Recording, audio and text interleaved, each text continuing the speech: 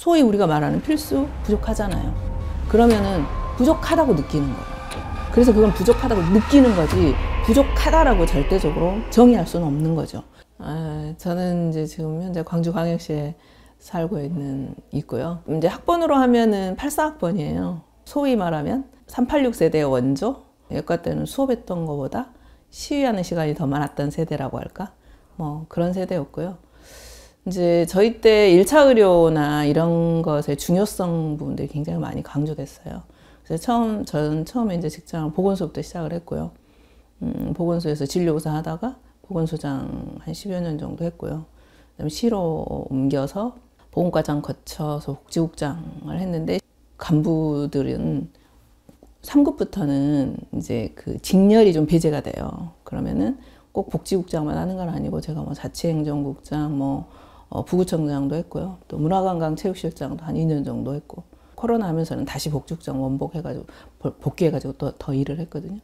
그러고 나서 이제 시민안전실장으로 이제 지역에서는 2급 승진을 했습니다. 그런 상태에서 이제 코로나가 마무리가 덜 된 상태에서 이제 지방직 공무원이었는데 국가직으로 이제 직을 전환을 했고, 그래서 이제 복지부에 공공보건정책과 국장으로 와서 일을 하다가 정권 바뀌고 또 뭐 업무에 여러 가지 충돌도 좀 있었고 또 개인 집안 사정도 있고 해서 제가 작년에 명퇴를 했고요. 지금은 조선대학교 보건대학원에서 강의하면서 뭐 시간 나는 대로 텃밭 가꾸면서 치유농업 공부도 하고, 또 부모님이 연로하시고 아프셔서 간병도 하고, 또 때때로 어반 스케치 그림도 좀 그리고 그러고 있습니다.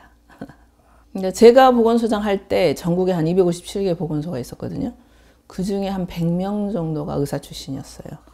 보건소법에는 이제 보건소장 의사가 한다라고 되어 있지만 실제로 의사가 하기가 쉽지 않아요. 하려고 하는 의사도 없고, 또 지역에 따라서는 특히 이제 군단이나 이런 데 가면은 보건소장을 하겠다는 의사가 없죠. 그래서 되게 한 50% 이하 수준으로 의사가 하고 있고요. 요즘에는 더 많이 힘들어지는 것 같아요. 의사 구하기가 힘드니까.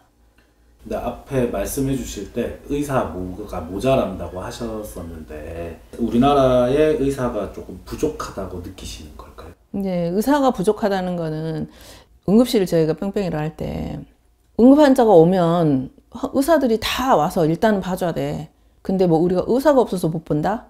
이렇기 때문에 이제 이제 구급대원들이 그런 얘기 하거든요. 그냥 의사 수가 부족하다 많다 하는 거는 우리가 어느 수준의 의료를 유지할 거냐 하는 거하고 관련이 있어요. 왜냐하면 우리가 국가 재정이라고 하는 게 한정되어 있잖아요. 그럼 한정된 재정하에서 의료 부분에 대해서 얼마만큼 투입할 수 있는가. 그러면 우리는 건강보험이 또 강제 가입 상태잖아요. 그럼 건강보험 재정이 커버할 수 있는 건 어떤 건가? 아니면 건강보험 재정 한해서만 할 거냐? 또 우리는 비급여를 하고 있잖아요. 비급여를 인정하고 있잖아요. 그러면 이 비급여 부분으로 어느 정도 커버할 거냐. 또한 우리가 건강보험 재정 이외에 국가 일반 회계, 일반 재정을 얼마나 투입할 거냐. 뭐 이런 거에 따라 달라져요. 그 얘기는 뭐냐면 여기에 투입할 수 있는 재정이 제한이 있다는 거예요. 그러면 그 의사의 숫자나, 그 다음에 의사도 전문의의 숫자나 1차 의료의 숫자나 이런 걸 어느 정도로 할 건가, 이런 것들이 정해지는 것에 따라서 의사의 숫자의 많고 적음이 결정되는 거죠. 그래서 그 기준을, 우리가 원하는 의료의 수준의 기준을 얼마에 두느냐, 그거에 따라서 의사 수가 적고 많고가 있다고 생각을 하거든요. 그러니까 지난번에 우리 의사들이 주장하는 바는 뭐죠? 우리 OECD에 비해서는 평균으로는 낮지만 우리나라 의료 수준은 굉장히 높고, 그 다음에 건강 수준도 굉장히 높다. 그런데 의사 수가 뭐가 부족하냐, 이렇게 얘기를 하잖아요. 그럼 그 속에는 뭐가 숨어 있을까요? 의사들이 그만큼 뼈를 갈아 넣는 거거든요. 뼈를 갈아 넣어요. 그러면 누가 제일 많이 갈아 넣었어요?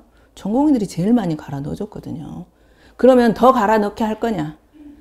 이대로 계속 갈아 넣게 할 거고 숫자는 이 정도로 유지할 거냐 하는 문제하고, 그 다음에 아니야, 이걸 좀 조정해야 돼. 이렇게 했을 때 숫자 문제는 달라요. 그래서 저는 절대 숫자가 부족하냐 어쩌냐 하는 문제에 대해서는 정말 많은 연구가 필요하고 저는 합의가 필요하다고 봐요.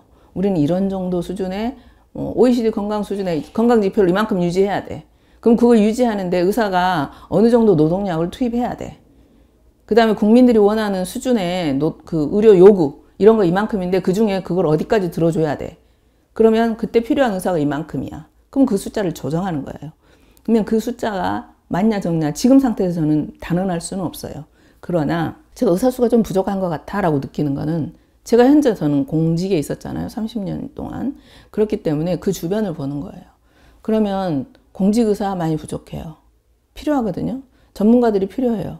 의사수가 부족하니까 야 정책은 우리 고시 출신 행정이 결정하는 거야. 의사 출신 너네들은 정책을 실행만 하면 돼. 이런 생각을 하고 있어요. 수가 부족하니까 더 그런 거죠. 질병청은 대부분 의사들이 많기 때문에 또 그런 전문 영역이 더 많기 때문에 그렇게 돌아가고 있지만 복지부는 그렇지 못해요. 그래서 저는 의사들이 더 많이 와야 된다고 생각하고요. 예를 들면 복지부만 있는 게 아니에요. 법무부 산하의 교도관, 거기 교도소가 있잖아요. 거기 의사 엄청 부족해요. 그 다음에 정신센터가 있잖아요. 국립정신병원이나 이런 데 의사 부족해요. 국가공공기관에서 필수적으로 운영해야 될 그런 임상이라든지 정책 분야에 의사 부족해요. 그래서 의사 출신들이 가져야 될 그런 영역들이 굉장히 많은데 그런 쪽이 부족해요. 그래서 그런 분야가 부족하죠. 그 다음 임상 영역에서는 어때요? 소위 우리가 말하는 필수 부족하잖아요. 그러면은 부족하다고 느끼는 거예요. 그래서 그건 부족하다고 느끼는 거지 부족하다라고 절대적으로 정의할 수는 없는 거죠. 그러면 우리가 합의를 해야죠. 우리 어느 정도 수준에서 이런 의료 전달 체계를 서로 합의하게 되면 그러면 이 정도 의사가 필요해. 그러니까 그거는 어느 정도 뽑을까? 그 다음에 그 정도 수준을 유지하려면 의사들의 교육 환경이나 수련 환경을 어떻게 갖춰져야 될까? 이런 거에 대한 합의가 필요한 거죠. 그래서 지금 저는 절대적으로 현재 의사수가 절대 부족하다, 절대 남는다 이런 말은 할 수 없다는 거예요. 왜? 우리는 그 기준을 정하지 않았기 때문에. 그러니까 이제 또 상대적으로 우리가 이제 의사의 부족은 느낌이잖아요. 느끼는 거예요. 그럼 느끼는 건데 누가 느끼는 거죠? 국민들이 느끼는 거거든요. 그럼 국민들의 요구가 있어요. 요구. 그럼 그 요구는 어떤 거냐면 내가 아프면 언제라도 나는 서울 가서 서울대학병원, 빅5 병원에 치료할 수 있어야 돼 나는. 그런 생각을 다 갖고 있어요. 누구나. 그리고 실제 그렇게 해요. 그리고 또 하나 지금 요즘에 봐보세요. 내과 의사 전문의가 있죠. 그럼 내과 전문의가 있는데 내가 위내시경을 했어요. 근데 내가 지금 어제 위내시경을 하고 왔는데 그 사람 내과 전문의래. 소화기내과 세부 전문의가 아니고 내과 전문의라고 하잖아요. 그러면 당신은 소화기내과 전문의도 아닌데 왜 저를 위내시경 하는 거예요?